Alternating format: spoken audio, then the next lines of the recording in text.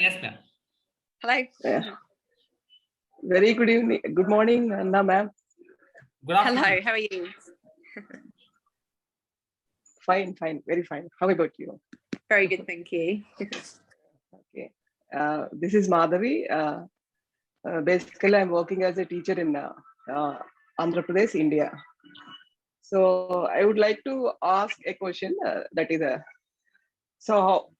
Can you describe your teaching style, and how would you convey some complex information to some group of students?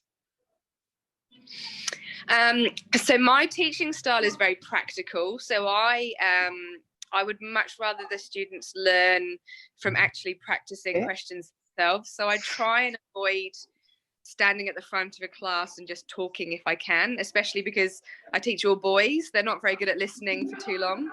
So I think they learn much better by actually doing practical applications.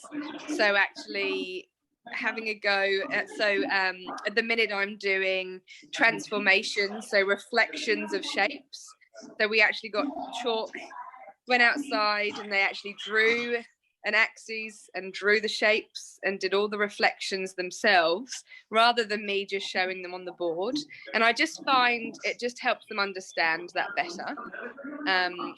So I did send Harry some links of a lot of practical things we use. So our students have an iPad each, so they each have a device. So I like to use different websites, so they're constantly just practicing their skills as well. And I do find that helps. I hope that answered your question. Yes, ma'am. And what would you do if a student struggling to grasp the content in our classroom? I think that's when you need some one-to-one time and actually sit down and ask them some questions. And I did some training recently where I can't remember the statistic, but often we as teachers ask a question and we only give them under a second to answer before we jump in. So I've personally actually I've been asking a question and really pausing and waiting for them to answer. Even if they cannot answer the question, giving them some time to think about what do they know and actually have a go. And I've realised I do jump in quicker than I should. So you need, like, I've learned that now. So students that haven't got it, I'm asking them a question and pausing and letting them think. And that really has changed actually in my lessons recently. Yes. Otherwise, we can reteach the concept in other ways. That's it.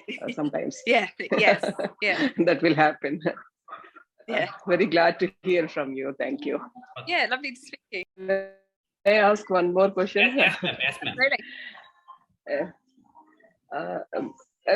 Miss Hanna, when a teacher calls you sick and you're required to teach the class, what do you teach?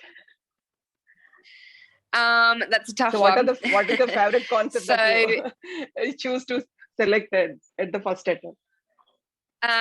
So I only teach in high school, so it's always a specific subject. So I don't ever do primary school. So it's a bit different. The teacher would set work for the students, and they're probably generally they're old enough to get on with it themselves. I have done some relief teaching in primary schools before, and that was tough. I'm not prepared for those kind of age groups, I'm afraid. Do it. Mostly come to me. I prefer to teach some oral general questions on mathematics and teach tables. Yes. So I will recall the tables knowledge from the students, just like that. What do you prefer to teach? That way. I feel I think it's good to have a few worksheets on hand to do some nice colouring in of times table things, stuff like that.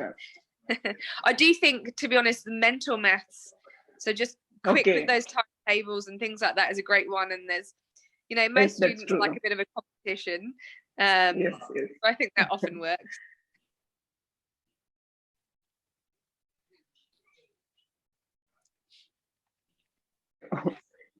Thank you, ma'am. Pleasure.